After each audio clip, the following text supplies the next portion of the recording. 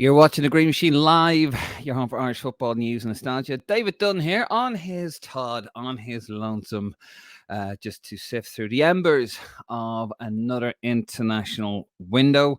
Hope you can hear me well because I literally just got off the train from London Bridge after flying in from Faro. And basically had to sort of grab everything out of the bag. Even had time to make a cup of coffee. And so there you go, guys. Another window gone. We're just going to have a little chat about that. Get your thoughts, most importantly. Of course, we are Irish football's most interactive podcast. So, as per usual, I want to hear from you. Tell me what you think. What did you think of the window? What lies ahead? Who next? If Kenny isn't your guy. Did you watch the match last night? Did you travel? Are you back? How did you get on? I had a very. I was on the same flight as Martin, who got a little bit starstruck, bless him, Martin did, because we were on the same flight as Shane Duffy and Adam Ida. Yeah, they're on a Ryanair flight, which kind of makes sense, actually, because we're going back to Stansted, which is probably the nearest one to them in Norfolk. But anyway, it's all a bit mad. But I suppose the best place to start, not going to be around too long tonight. I do have a pizza on the way, so I'm just saying. We're going to have a look, first of all, at the standings, just to see where we're at. We did have a look at this last night. As you can see there, France have qualified. The Dutch did win 1-0 last night. So France are on top with 18 points, have played 6 games. The Dutch are second, having played 6 with 12 points. Greece have played an extra game with the Dutch. They're level points with them on 12 in third place. And Ireland played 7. 6 points, we're in fourth, and of course Gibraltar haven't scored, haven't got a point, haven't got anything. So it's kind of funny when I went on the Facebook last night. You know, I thought I was doing all right, taking all the photographs with my gorgeous camera phone. I was sitting way away from everybody.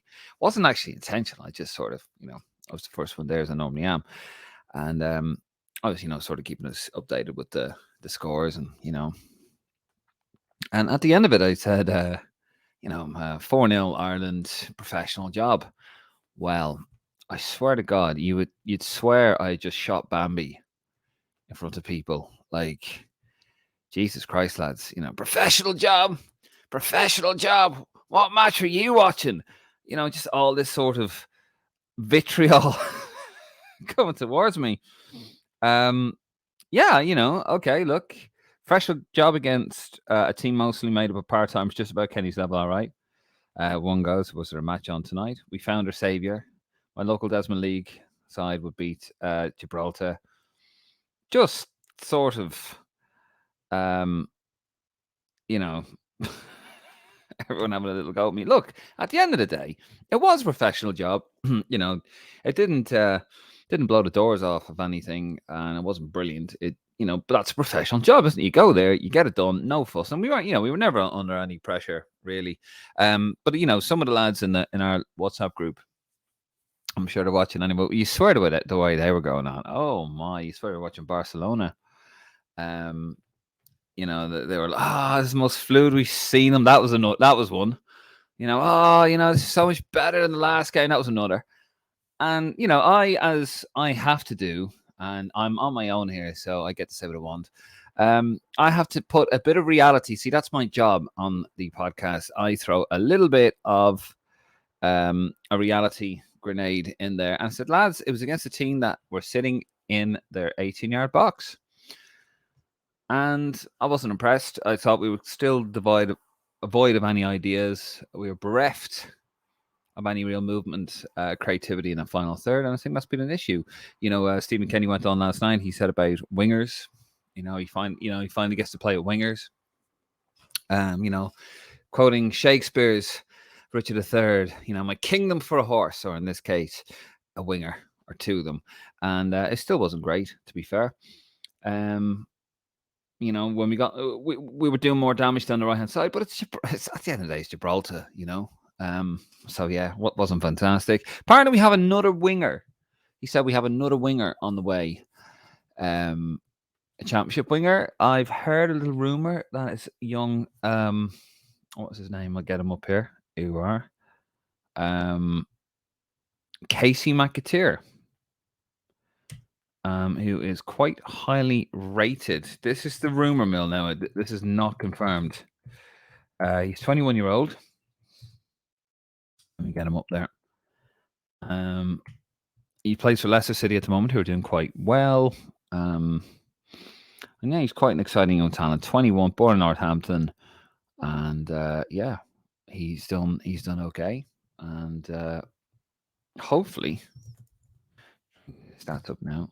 I should have actually probably had this ready, but so far this season, he's made 7 appearances in the Championship.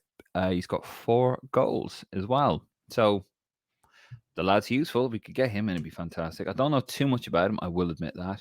But that's a little rumor anyway. But there's nothing there. But that is who Stephen Kenny was chatting about there. Speaking of which, I mean, you know, with Stephen Kenny, I mean, we all saw the interview last night, and what do we make of him? Is he still a boy for you? Do we move on? And, you know, if we move on, who do we move on to? You know, I think one of the names, obviously, that's been bandied about is Roy Keane. And Martin O'Neill was on White and Jordan, as he tends to be on every Monday. I think it's every Monday he's on. And he was putting in a shout for Roy Keane. Would Roy Keane be your man? Would you want to see Roy Keane take over the Ireland job? I think Martin, he's desperate to see Roy Keane in charge. But, you know, could it work? It wouldn't be boring, would it, if you had Roy Keane in charge there? Imagine him. I mean, you know, just to play devil's advocate here, if Martin and I had a good few chats about this in Faro, if you had him in, let's say, the Alex Ferguson role. Now, I'm not trying to compare him to Alex Ferguson, right? I'm not trying to say he's as good as Alex Ferguson, right? But Alex Ferguson in his last few years as Ireland manager, if only, as Man United manager, was a figurehead. And he let the likes of Mike Phelan, Rennie Mulstein and all that, they did all the graft on the training pitch.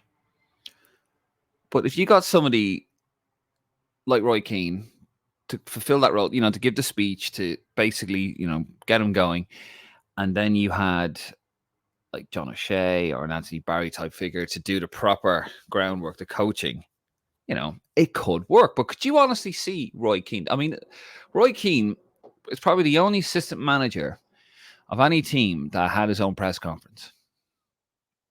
You know, when he was in charge, when Martin O'Neill was in charge, you know, he had issues. He had the issue with Frank Gillespie, a former friend of his, who owned the Blackthorn pub in Boston, I believe, when he asked him to sign the book, the Secrets of the Blackthorn. I could be wrong, actually, the name of that pub. And, you know, he caused a problem there. He's falling out with players. I was actually reading his book, the second half, on the way over and back from Faro, and it's a very good book. It's very interesting, but I think it's fair to say that he doesn't have the personality for it. But you know, Martin O'Neill was obviously, you know, and it's the old boys network, isn't it? You know, they all stick up for each other, and Keane's as guilty as that as anybody. And he was trying to say that he's as good as anyone out there. Do you agree with that? You're very quiet tonight. But do you agree, Roy Keane? Is he as good as anyone out there? Who would you want to see in charge? I mean, Martin O'Neill it was really funny. He did admit he's still got a rancor towards the Ireland job, and the whole Stephen Kenny situation. I think someone needs to explain to Martin O'Neill that wasn't Stephen Kenny who succeeded him. It was Mick McCarthy, but he doesn't seem to go after or mention anything about Mick McCarthy. Yet again, is that more old boys network? I mean, would you take Mick back? This fella here with his lovely tash. I mean, would he be the man? You know, I saw something quite good on Waterford Whispers, actually. You know, Waterford Whispers, obviously very tongue in cheek. saying Steve McKennie set for a new bumper 4-year deal after commanding win against Gibraltar. Unconfirmed. I wonder. And you can see that from Waterford Whispers News. I mean, comments just come in there saying if we lose the Netherlands, does it help us qualify? I don't actually know. I think it's very sort of, if I remember correctly, there is Rob at pel.ie.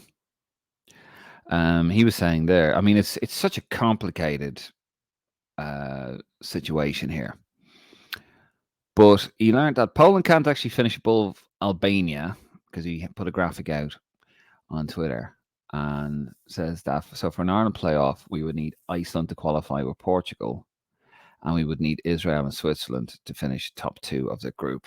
So I don't actually think it makes it makes much of a difference, to be honest with you. I mean, not that I think we'll beat. I mean, you remember last time we needed something from the Dutch. Italy 90, wasn't it? And both teams finished 1-1. They both go through, and you just had to go into lots.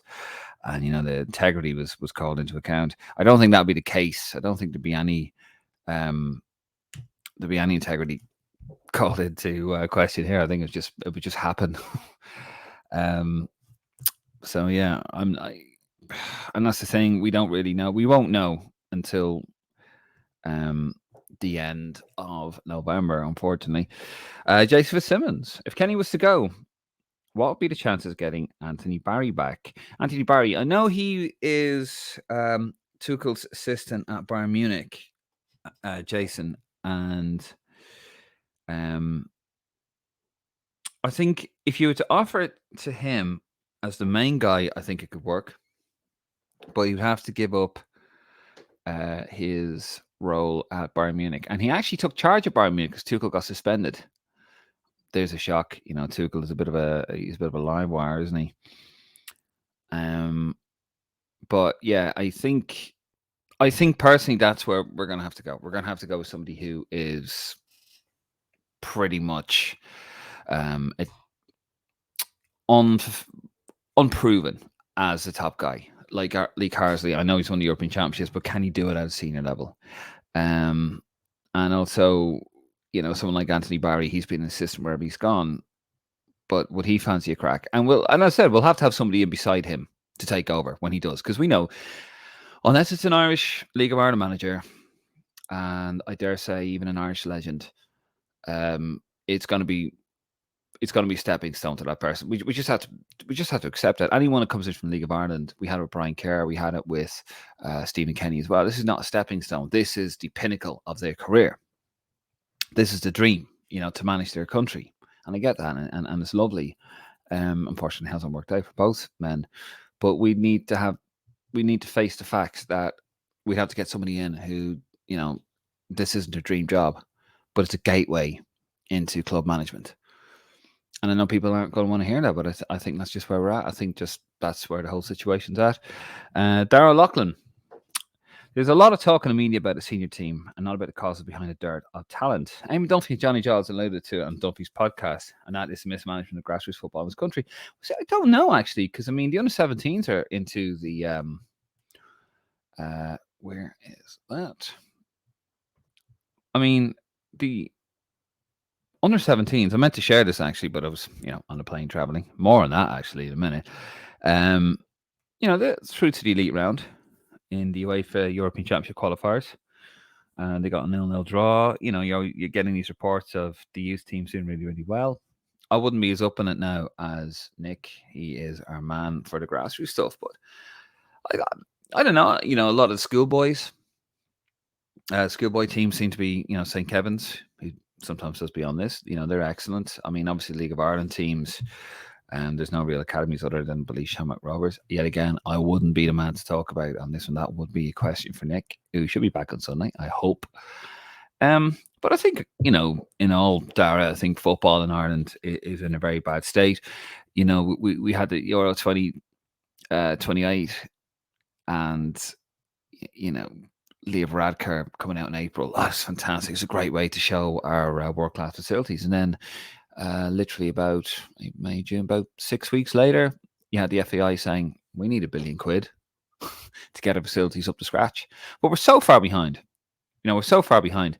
And maybe a little bit. I said last week on the Greece review, and I was saying that, you know, do Albania, do we have a better, do Albania have a better starting 11 than us? And maybe I was a little bit arrogant on my behalf because I think we with Ireland we put ourselves up there. It's an Irish thing, isn't it? Not that Ireland would know about that. But you look at Luxembourg. Luxembourg in their group were third. They were actually very close. I mean, this is Luxembourg, and we were slagging off Luxembourg, and we were going mad when Luxembourg beat us. But Luxembourg are third in the group. And in fact, now they can't qualify. I don't think 1, 2, 3, 4. No, they can't qualify. I think the group is done actually. But in their game last night, if they had beaten Albania, I think it was. Sorry, Slovakia. They would have actually been 14. Yeah, they actually would have been. They would have finished second.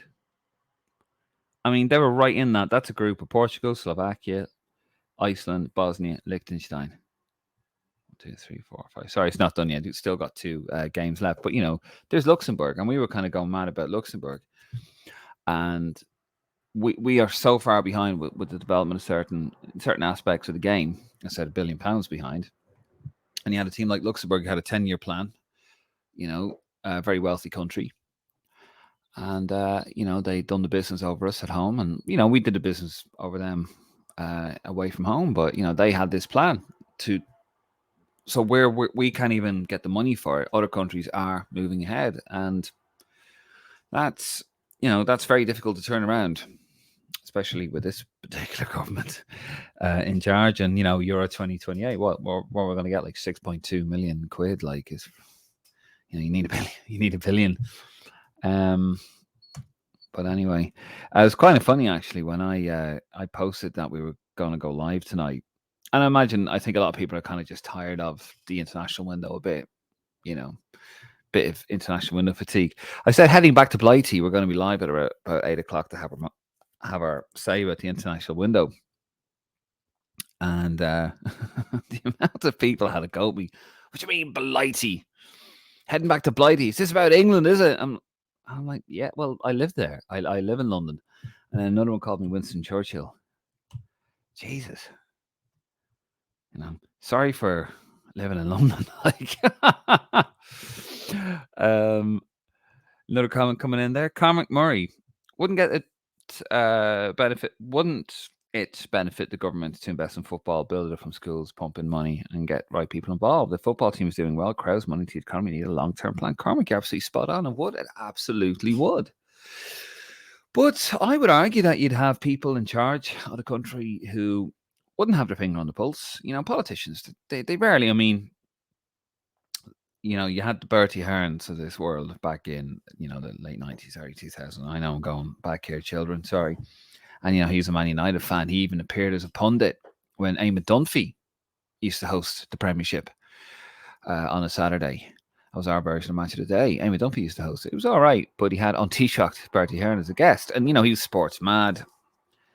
I don't think we've had anyone like that. And politicians tend to not really have a clue. Shane Ross, infamously now, not famously, infamously, he turned around and he thought Eamon Dunphy was doing a fantastic job. He never heard a bad word against him when he went to League of Ireland matches, when he went to League of Ireland matches, allegedly.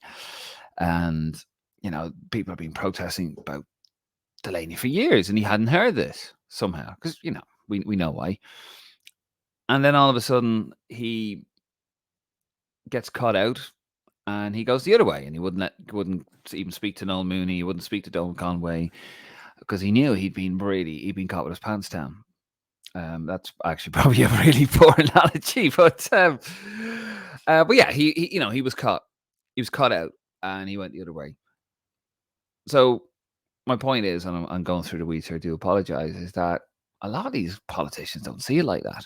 And I think that's been an issue in Ireland, not just with football. Now, maybe you disagree, Cormac, or anyone else out there disagrees. But I think, in Ireland, we don't seem to invest in things very much. We're kind of very much stuck in our ways. I go back to the point of not having an airport, railway station, which absolutely is mind-boggling. 2023, we haven't even put a spade in the ground, shovel in the ground to quote Hicks and Gillette. That worked out. And yeah, it would. You're absolutely right. Football is the biggest sport in Ireland, and you may not like that. Not you, Cormac. Sure, you're a good man, but any JA people out there, it is the most played sport in the world. Jumpers for goal posts, on me head, back of the net, all that stuff. It's one of the easiest games to play. You just need the ball, and everyone plays. It's brilliant, and we could have some with a investment. We could have a fantastic League of Ireland. You could have stadiums with like 5 to 10,000 selling out. It'd be brilliant. It'd be fantastic for the country. A good League of Ireland where you could have players. You could have good professionals playing their football in this country, in Ireland. I'm not in Ireland.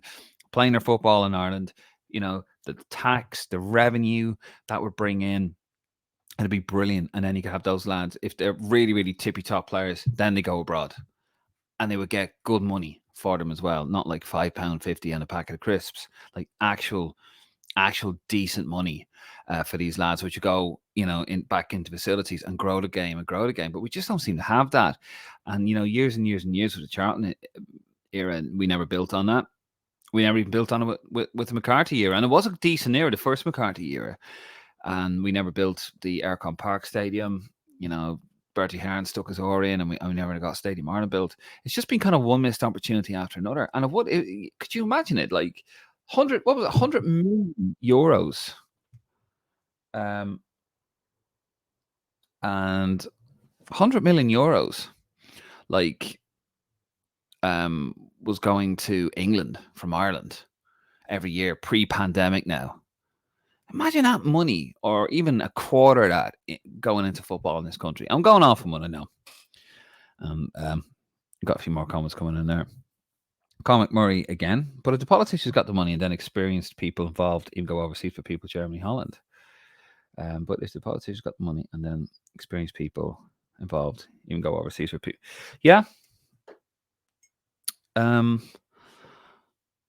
sure if I understand the question. Sorry. But if the politicians got the money and then experienced people got involved, even go overseas. Sorry. Jet lagged. I'll be very. It's been a week, Cormac. Sorry, I see exactly what you're saying there. Politicians get the money, but then you get people in from abroad. Yeah, I mean, it worked with Root Doctor, Nick, who is big advocate of him. He's actually just texted me, just there, and he's asking me. He's not paying attention. He goes to me, "Are you actually? Are you on?" I was like, "I am on, Nick. Thanks for watching." But yeah, no, 100%. If you got people from abroad just to come in and kind of show how they do it, maybe in Scandinavia or as you say, Holland as well, and just kind of show us how it's done, just to sort of build that infrastructure. I think we need a lot of out of the box thinking. And I said, your grammar's not shambolic, Cormac. I'm away with the fairies, or away with the pharaohs.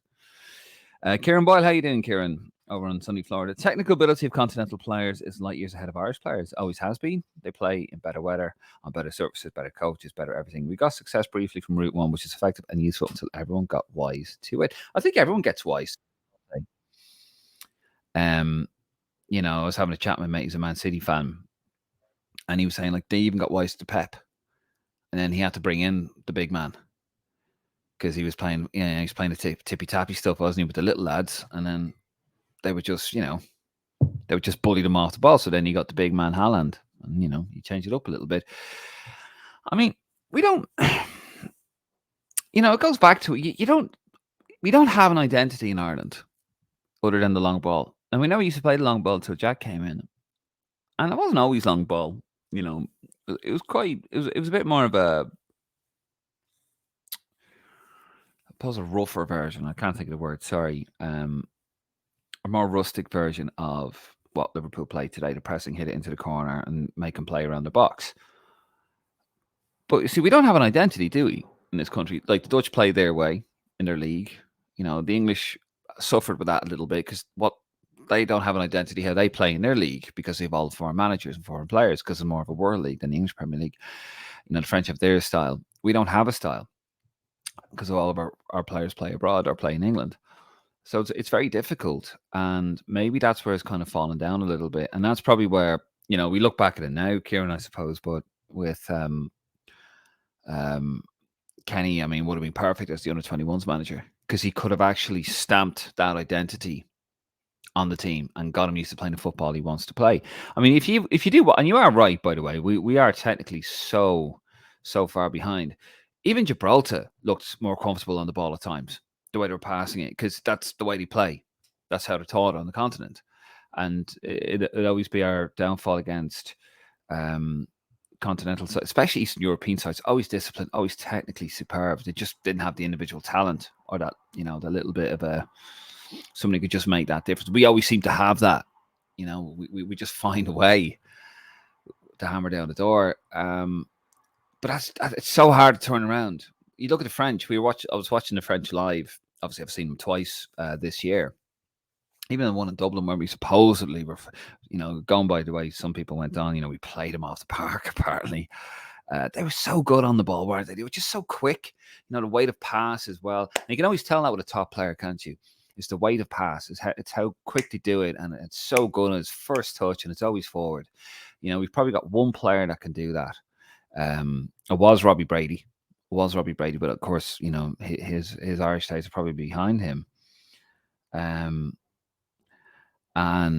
probably Evan Ferguson. He did a little bit of that last night. It was a ball he played. I don't know if you guys noticed. He played. He shifted the play. It was just a way to pass. I thought that for me that is one of the hallmarks of a top player. But we don't seem to have that at the moment. It's a bit like England a few years ago. You see them play the one pass and he'd zip it, and then the second one, maybe not so much, and then the third, and then by the time to get to the fifth pass, like there's fucking things bobbling everywhere, and we're just very like that at the moment. I know you like the long ball, Kieran. Interesting nonsense. How you doing?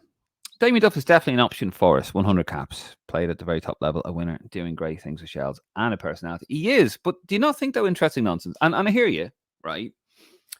I don't think that's I don't think it's a bad shout. Like if he got the job, we were having a chat about this with some of the guys from the Risk London group. Actually, before I continue, here's some pictures there. Actually, here's the lads there. We're having this chat with these guys. There's Martin, his big head on him there, and there's another one there, and a fellow with a mighty fine beard actually on the right. Good bunch of lads there. Good bunch of lads. But we're saying this now. I wouldn't be mad at Damien Duff if he got it. I could see why. And if he had a bit of help, like, good coaching staff around him, I think it could work. He was well regarded at Celtic and he left to join Ireland. He's a passion for the game. Didn't he? He took over I think he was helped when he retired. He played for Shamrock Rovers and then he was actually with the Shamrock Rovers youth team, youth setup, wasn't he? And then even he had the massive, when he had the massive fallout with the FAI, he went in and he did some voluntary work, and then he got the Shells job, and he's done really well with Shells. Now he is a personality. Now, the only thing with me, the thing is, right, with the FAI, and and it was still Hill, wasn't he?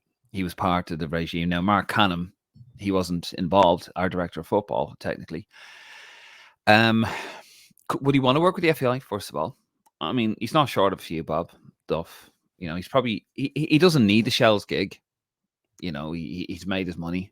He had a very good career, won 2 Premier League titles and and other trophies. So he doesn't need the money. So he does it for the passion. But he does look like a bit of a stress head on the touchline. Would it be too much for him, or would he, with a bigger budget? I don't know the coaching setup at Shelburne. I wouldn't be the best person to ask about that. That would be Nick, actually, who has a mother-in-law over. Best luck with that one, Nick. You're grand. And basically, yeah, it's a case of, with a bigger team around him like you have with Ireland, would it be, would that alleviate more stress? But could he work with the FAI? And he does seem to be like, would they want to work with him because he is very combative. He's a bit like Roy Keane, actually. I never thought, like, when I saw Duff as a player, I never thought he'd be like that as a manager. He always seemed to be quite quiet. When you see the Rising Suns DVD, and he just like, you're looking at him and going, is he awake? And you see him now as a manager, and he's just like, this rage has just come out of nowhere. I mean, I like it, but I think he'd be a good shout. It wouldn't be a bad shout, but I'd just be worried. Would it be too much for him? Because I mean, look at him at Shelbourne. He is an absolute stress out of Shelbourne, but I do like him. Kieran Boyle, again, FAI missed a huge opportunity in the 90s to build on the success of the international team. Who would have thought the rugby team, who were dire in the 90s, very true, are bigger draw and success than the national team? It all goes back to investment outside Dublin. GAAs again can't compete with that when it comes to money. You're very true there. I remember my brother saying back to me, my brother lives in the Midlands, my brother in Ireland, and he had his kids playing the GAA. I thought, what are you doing? Fucking traitor. And he goes, yeah, the best crash in the world. Free crash. Take your kids there. They love it. They run around. They expanding all this energy, and they spend it all. And, he gets a decent night's sleep at the end of the day. It was completely different with the football around his area. And they have it sewn up for the moment. But that's because there's no viable option. And this is where government funding needs to come in. And yeah, 100% though, Kieran. We didn't build on the success of the 90s, the Charlton era. Lansdowne Road was basically a free gift by the government to the IRFU. And Irish rugby was in a terrible state in the 90s. And, vision, discipline, patience, investment, wise investment as well. And look what they've done. World number one team in the world. Okay, haven't made it past the quarterfinals, but we've been a top team for a number of years, and the Irish team just seems to be going backwards now. Now there's talk of us being minnows. Your man Peter Collins. Peter Collins, God, you remember him from the rock and roll? Peter Collins from the Beatbox, and he asked the question, didn't he, of Shay Given? Are we in the minnows now? Now we're talking about us being in minnows. Remember years ago we were talking about should the minnows be in a special competition and then come in with the big boys. And now we're not a minnow, by the way, but now all of a sudden we're having that conversation.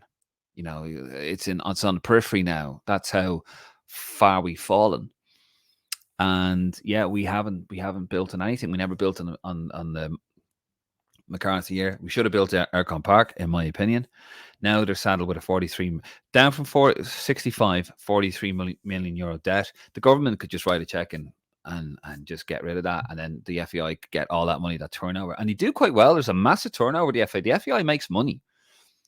Please don't think they don't. They do make money, but because they're saddled with that debt that John Delaney, when he made the decision to go with to build a new Lansdowne, and if you read the Champagne Football, they had it built Aircon Park that would have been built in the late 90s. We'd be 20 years into the future without a debt, but unfortunately, that's just where they are. Sorry, going off on a bit of a tangent there.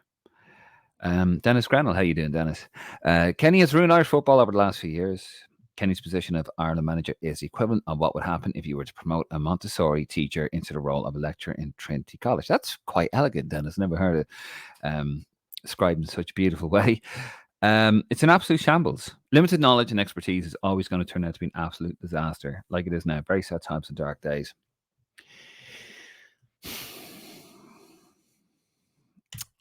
Yeah, I mean, I don't know if he's ruined Irish football as such. I mean, Richard Dunn did come out, didn't he? And he said what, he said on television that he tried to reinvent Irish football, and it didn't need reinventing; it just needed taken care of. That's, in my opinion, is complete bollocks. It did need reinventing. It not even it needed reinventing. Now I think the plan is solid. Obviously, it's turned out sadly, and I really wanted to work for Stephen Kenny. And when he does go, we do a piece on him of what went wrong. I will be absolutely crucified for supporting him, and I do not regret supporting him. By the way, I thought it was looking good for a bit there, and then it's sort of just November. I can't get past November. last year, and it all kind of went tits up from there. But look, the plan is solid. But yeah, it turns out Stephen Kenny just wasn't the right person for it. I think it is a case of he cannot see the wood from the trees. He lost focused. I've always listened. The top managers, like your Pep Guardiola, not trying to compare to Pep Guardiola, by the way, they have their principles. They have their way they want to play, and they will never betray those principles unless they decide to make that change. As I said with Pep, he changed things up at Man City, but when he had Joe Hart, and people say, you can't get rid of Joe Hart. He's a great shot stopper. Yeah, but I need a ball player. Didn't quite work with the first guy, but then he got Edison in. Fantastic. And now everyone does it. You know, he was brought in to deliver a vision, 4-3-3. And we haven't played 4-3-3 for a number of years until obviously the last 2 games. And it looked better, by the way, 4-3-3, to be fair. Although it was against Gibraltar last night. And he was brought in to deliver that vision. And he went back on himself. He brought in younger players, but then he tried to batter in older players to the detriment of the team, in my opinion. And I think when you start doing that, when you start kind of going back on yourself a little bit and you go around in circles, you lose focus of what you're brought in to do. You tend not to see the wolf in the trees, and I think that's what's happened with him. And I'm not defending him, by the way, but I think that's just what's happened. Interesting nonsense. Time for us to play a bit more pragmatically. Not all a long ball, but occasional long passes, mix it up, and shift play at times. Too much short passing at the moment, which isn't hurting teams. See, that's the thing. Now, there's a balance between throwing shit at a wall and seeing what sticks, on like what we had on a Martin O'Neill. And we did. That's what he did. There was no plan. Martin O'Neill was just get it up long, see what happens. Jack was a little cuter than that. And I know at times if it doesn't work out, it could look quite bad.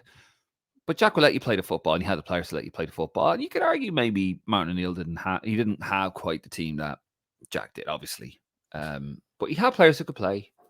He had Wesley Lynn was just ostracized from the squad by him and Trapattoni. So was Andy Reid before that. But it doesn't always have to be tippy tappy for the sake of it. If you need to hold on to possession and take the sting out of the game, that's part of football as well. That's what the Italians did. That's what the Germans did. That's what Liverpool used to do back in the 70s. Just tap it around.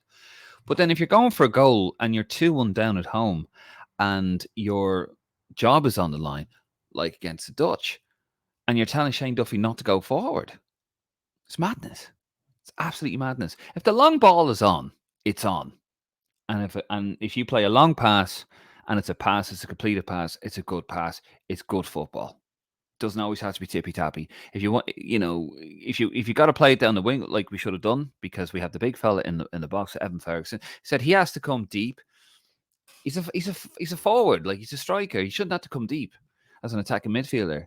We're not getting the service to him because we're not getting the crosses in the box. It's absolutely mental. But that would have worked against Gibraltar. Our first 2 goals came from crosses into the box. We just stopped doing it. There was no plan. My opinion, anyway. Banging on a bit.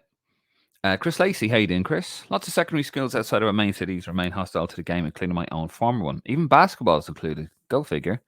In my final year, one of the lads had signed for Notts Forest, and his name wasn't even mentioned at the end of year school ceremony. 20 years on from that, little has changed. The world's most popular sport should be available to every student to play in the country. I agree. The health benefits, the mental health benefits. I used to love playing football as a kid. I wasn't any good at it, but I used to love playing it because it's football. You go out and watch Ireland play, and good result, bad result, you'd be out playing. I remember playing when we drew with Liechtenstein 0-0. Went over to the park, which is now a housing estate. Thank you, Dublin Council, and went out and played football afterwards and enjoyed it. It's a great game. You can play it anywhere practically, and yeah, it should be available. There is snobbery. 100% at a certain parts of official Ireland who do look down. If you're not a GAA person, if you don't speak the language, you don't speak Oscuelga, they kind of look down. There is that sort of thing there, and you do look at football as the nose down. But to be fair, the FAI over the years haven't helped themselves. The RFU got their act together, and he became more professional. And yet again, Nick is the man for that to explain what happened there with them. He's more of he's a rugby man. But yeah, just with the FEI, never seemed to be any vision until now. And when he went, people were saying, "Oh, that's embarrassing going to the government with a figure of 1 billion." I think it was the right thing to do. You had to quantify it. You had to quantify it and say, "Look, we need £1 billion." I think we're right to do it. Well, they won't get anywhere near that, but yeah, I agree with you there. Going off on a tangent again, there was that. I remember my old school actually. It's gone back 30 years ago, and this is Dublin in the 80s and 90s, and you could only play Gaelic football. You're only allowed to play Gaelic football, and you got there was just prizes. Each year had a team in the school. You could only play GA. That was my brother. He was 4 years older, and then when I got in, you were finally allowed to play proper football, and I was just mental. But yeah, the fact it's still going on is crazy. Anyway, we'll move it on. Cormac Murray. Well, Kenny has very good ideas. He gave a lot of young guys their debuts, but national team manager hasn't enough time over the term to change style or insist on beautiful style. Results, unfortunately, have to come at least by second qualifying campaign. The style of play stuff, surely, is a cultural thing over years from school. That's fair. You only get them for a few days, don't you? You don't get to actually... it's not like Liverpool where, Klopp got them in for double sessions to get them up to scratch because they just weren't good enough last season, and we talk about all the different types of, not even just the elite managers, just any manager, you can coach a team. You got them day in, day out, and it's very difficult to do that. And as I said, we don't have that identity. We don't have that cultural identity of how we play. How does Ireland play football? Give it a lash, Jack. That's the only thing you can identify us with. We're not typically a ball-playing team. The last time we played decent football and winning football, that was actually easy to watch, was under Mick McCarthy, the first time round, and he had it right. We would, you go back and watch the World Cup. I remember I was blown away. I was rewatching 2002, and this Shay Given throwing the ball out to Steve Finnan, rolling it out and playing it out from the back. It didn't look as sexy because we were quite a physical side, and we would go long at times. And the goal that we got Robbie Keane, the flick on from, it was a long ball, wasn't from Steve Finnan. The flick on by sometimes that works. We played him off the park, but we couldn't get the result. Boom. But yeah, and the thing is with Kenny, it looked like at the end of the World Cup campaign, it was actually starting to click. I did say it at the time, if we start off poorly, I don't care as long as we finish strongly, and we did, and we thought, oh, here we go, and then just went to shit after that, really. How you doing, Glenn? Glenn Forbes. Hey, Dave. Thanks for your hard work again and making the time to do this. Where I agree, I'd love to see investment from the government. I can appreciate reluctance when those funds have previously been misused. John Delaney did a lot of damage there, and I'm still not convinced the FEI could be trusted to invest it the way it should. You should strive to be a self-sustaining business model for League of Ireland and senior teams. I don't know what the path is for that. It's only my opinion. It does go off after that, Glenn. Sorry. But thank you, by the way. Yeah, I mean, knackered. But this is what we do. We do it for the love of the game, for the love of Irish football, Irish international football. But yeah, it is tiring, but it is brilliant. On your point, yeah, I do get that. What we have to remember, any funds that were given, because I reread for about the third or fourth time Champagne Football, and Dunphy, according to the book, basically is Delaney. Sorry, Dunphy, if you're watching, Amy Dunphy. Delaney, he obviously, and those under him, ran it into the ground. But any funds that were given to him by the government were not found to be misused in terms of they went into projects they were supposed to go into. So that is something, I guess. But I do take your point. Confidence in the FEI is at an all-time low. The guy, I think it was Gary Cook, was it? He was a chart accountant, and he went in to sort out to go under the bonnet. I could be getting the name wrong, mixed up. And like basic accountancy was not followed, which is a spreadsheet. We're talking a spreadsheet and a calculator here. Basic accountancy, things like that. Now it's not going to happen again. And there has to be a point as well, Glenn, where you have to move on, because you can't keep punishing the FAI.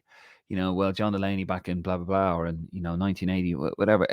There is a cut-off point. We have to trust them again, because whether we like it or not, the FAI do run football in the Republic of Ireland, and they are the ones that are responsible for administering it. Now, they have shown prudence, and they have got the debt down, to be fair, from 65 million to 43 million. So it is run a hell of a lot better than it was. They are making, it's not perfect. It's not perfect at all, but they are making strides in the right direction. And the government have to go, okay, we got to give you another chance here. Because otherwise, just be going around in circles. And Glenn, you say again, I can't see Duffer taking it after he left his role with Kenny. I don't think that relationship has been repaired. Yeah, I think there's a lot more. I tell you what, there'll be some interesting books written about this period. I'd love to read that. Garrett Massey, how you doing, Garrett? This shite is saying we're not technically gifted enough as bollocks. Sure, look at Wales. They ain't world beaters, but they found a way to be on the brink of qualification. Probably won't in the end, but they've given themselves a chance. Agreeably, we don't have the players, but play to our strengths, which is long ball. Benny and Ferguson are able to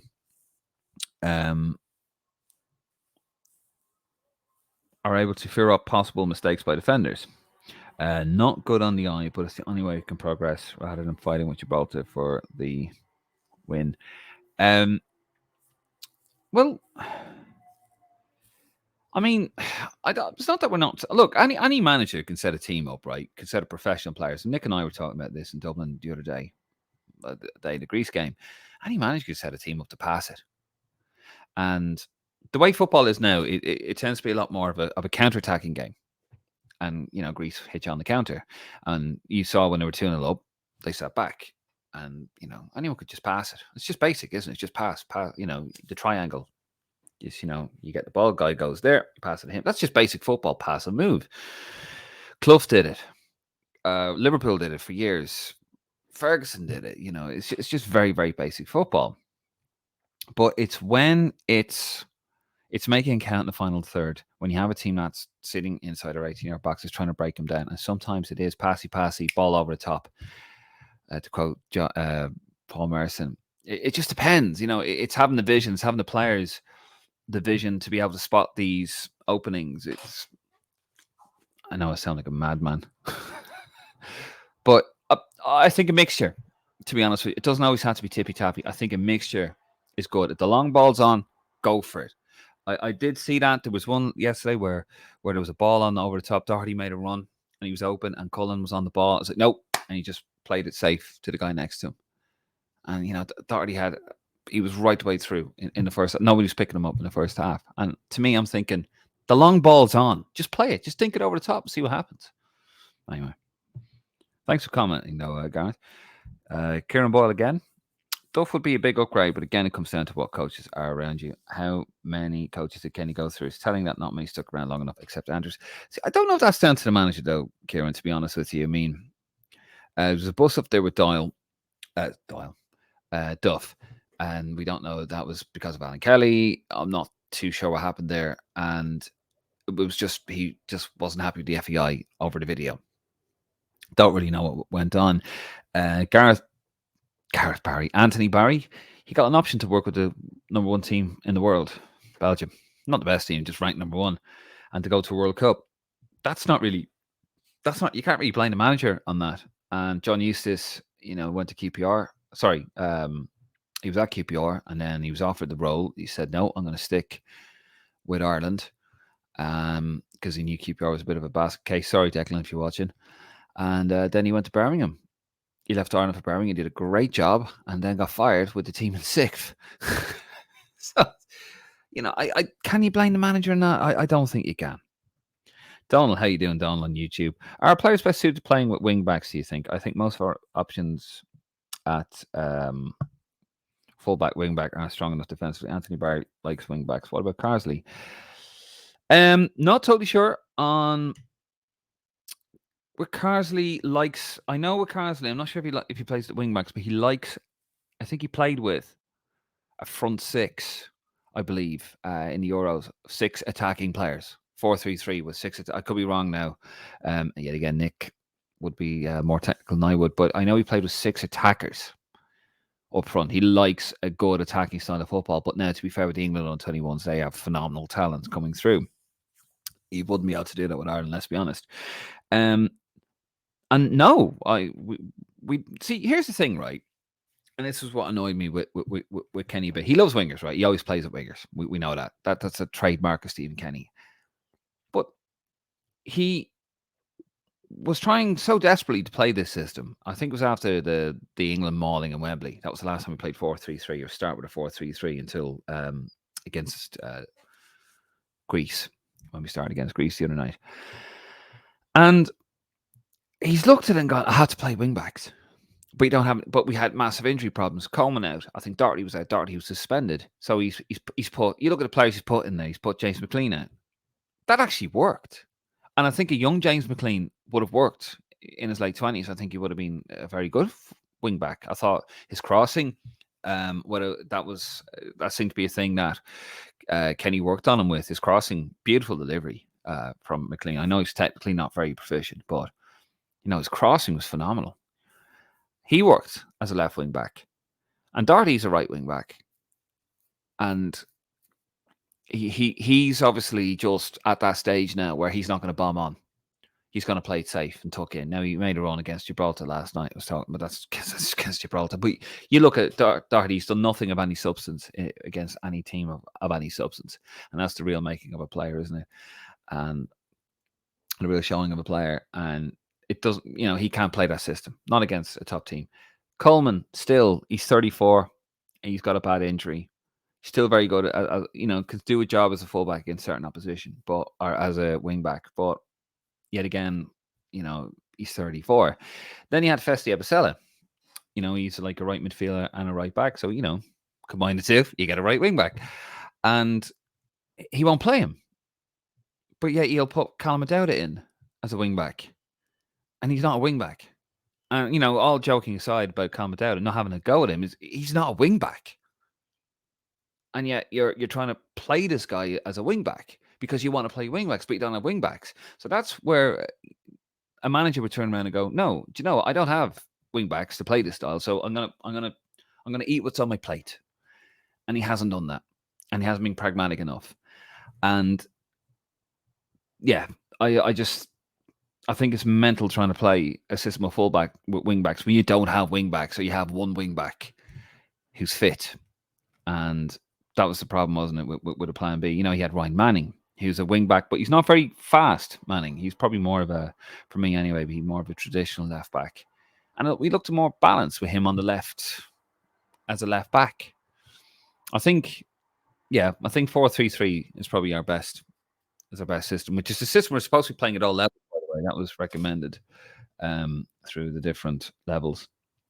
Anyway, yet again, I am rambling. Graham, okay, can you name 5 managers? I think the job is very attractive. Can I name 5 managers who might want the job? Well, I think Roy Keane would take it because he hasn't managed for 11 years. I'm not saying I want him to take it. I'll tell you what, though, if Roy Keane got it, Graham, that would be interesting.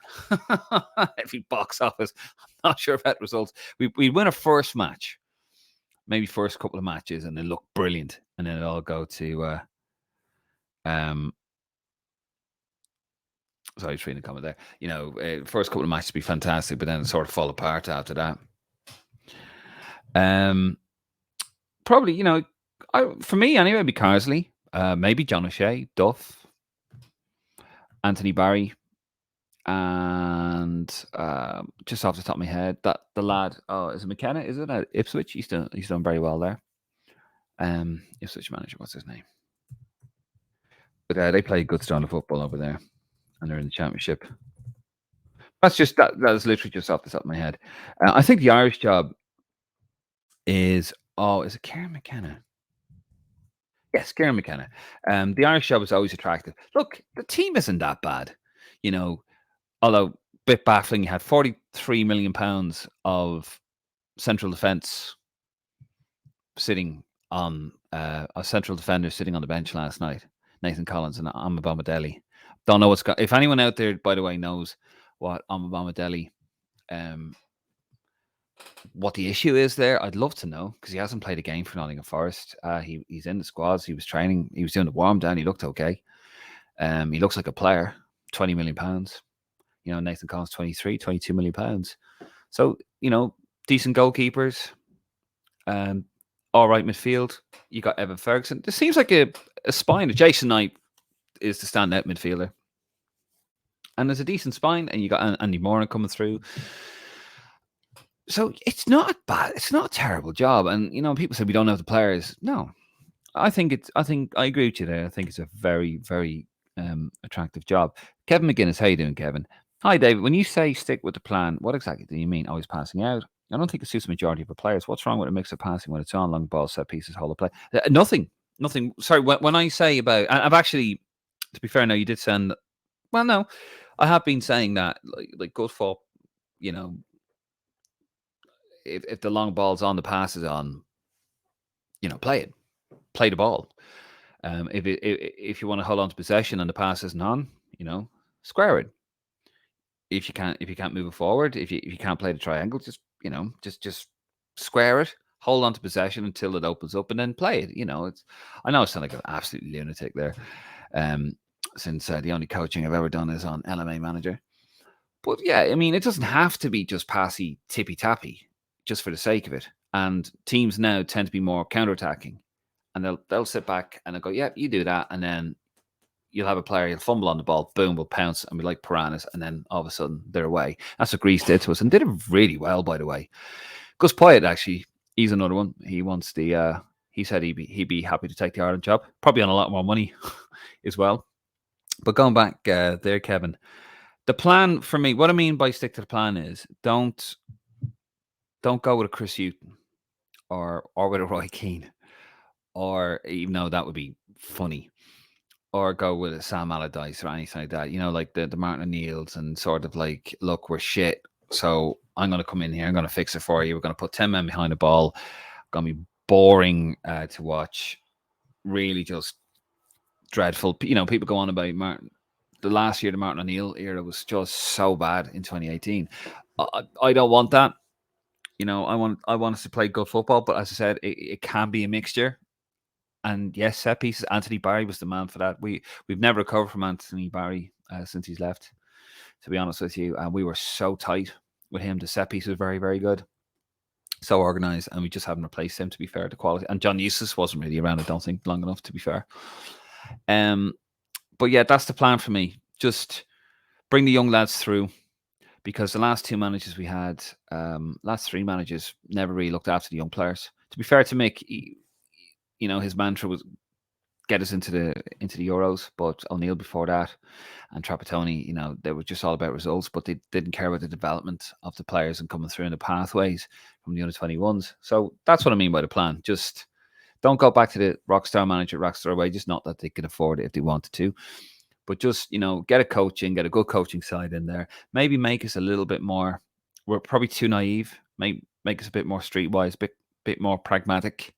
But we can still play some good football, I think. And I think this team can play some good football with a bit of better coaching, a little bit more, not naivety, but a little more cynicism in the team, a bit more cynical, make it a bit more streetwise. I reckon this team could do well. I think there's a nucleus of a very good side. I think there's a spine of a very good team. That's my opinion. David Levy. How you doing, David? We played good football for the first five minutes against Sweden in Euro 2016. It wasn't all bad under O'Neill. Yeah, but that's the problem, isn't it? First 45 minutes, and then he sort of bottled it against, against Belgium. He kind of panicked a bit, and it was all very, very bad. But that's the thing with O'Neill. Look, it wasn't always bad with O'Neill. I mean, look, the 1-0 in Austria, the 1-0 in Wales, it was fantastic. But a lot of it was just, you have to have a... let's have it right. I mean, the last year was absolutely poison. It was dreadful. You had the fallout with all the players. You had Cyrus Christie being told an hour before kickoff, oh, by the way, Mr. Right back or full back, you haven't played as a centre midfielder since you were 12. You're going to play centre midfield tonight. So you've dropped him in the deep end because he hadn't got a clue what he was doing. Not the player's fault, by the way, because when you play in channels, as a fullback or as a winger, you play in channels, don't you? When you're in the middle, a central midfielder is what is the engine room of the team. You've dropped him in it, and you've also managed to ostracize your actual midfielders because apparently they were really annoyed about him. The guys that were in the midfield at that time were going, "Why are you playing so you mean to tell me that you're going to play a fullback over me?" What does that tell the actual centre midfielders that he had? It was just ridiculous in the last few months. But look, it wasn't all bad. I think the Amy Duffy called a 0-0 draw in Poland the best away performance ever by an Ireland team. A little bit hyperbolic. Glenn Forbes, I actually do agree, Dave, listening to you. If the government just wrote a check to cover the debt so the FAI could get to their feet, that would be a huge help. But it's up to the FAI to manage the funds responsibly. 100%. 100%. And I do think we have people there that will actually make sure that happens. Graham again. The Poyet Gary Dicker management ticket is very interesting. Strong links to Brighton. Oh, Gary Dicker, don't mention him. Poyet wouldn't be too bad, I mean, I think Poyet's a bit of a bowsy. And I'll go on. I'll go. I don't mean this in a bad way. He's a bit of a bollocks, actually, as we say in Ireland. But you kind of need that a bit. Like he would make Ireland quite. I'm kind of going back to myself here a little bit, but I wouldn't be totally against Gus Poyet because I think if he got us playing a good counter-attacking style, like Greece, I wouldn't be against that either.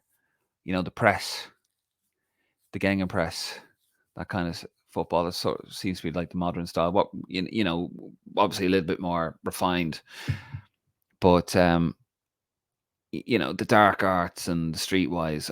I think that'd be I think that's what we need. We're too nice. Someone said it last night on the pod, but we're too nice.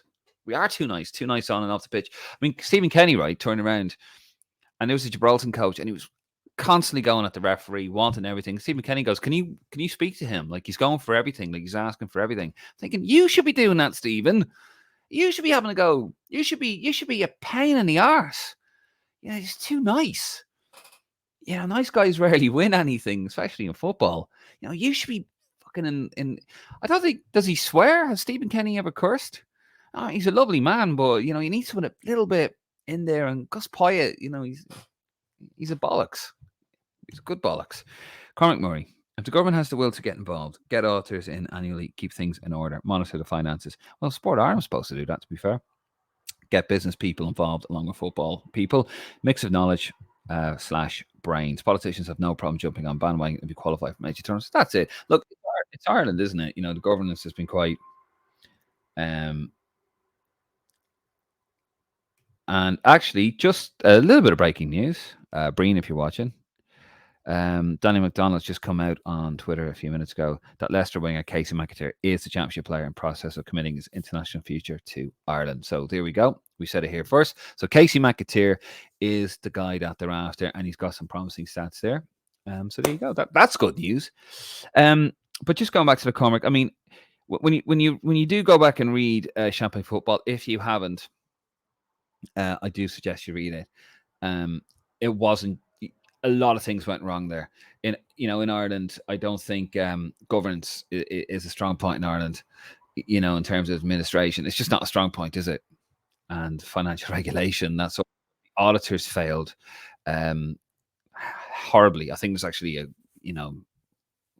there was questions asked of those guys as well. Why didn't you spot this? Why didn't you? That's your job. You're supposed to audit the accounts, and they didn't do. And they were the FAI were paying them to do this. So it was a failing on many levels. I just don't think it would happen this time around. I hope. Cormac Murray again. Annie Towns is saying Roy Keane should get the job. It's madness. Well, see, this is the football thing, isn't it? My mate, he'd be great. I remember Green and Red. Do you remember that documentary 2 years ago? And one fella saying Sammy McElroy would be perfect to take over from Alex Ferguson because he knows the club inside out. Utter bollocks. Nothing against Sammy McElroy now, but Greg Foley. Do we think Roy would take the job, or is life just too good for him at the moment? I'd love to see him get it. Not sure what we get, but it'd be box office, that's for sure. Yeah, I think he would. But just no. I mean, it'll be entertaining, but no, I think he would take it.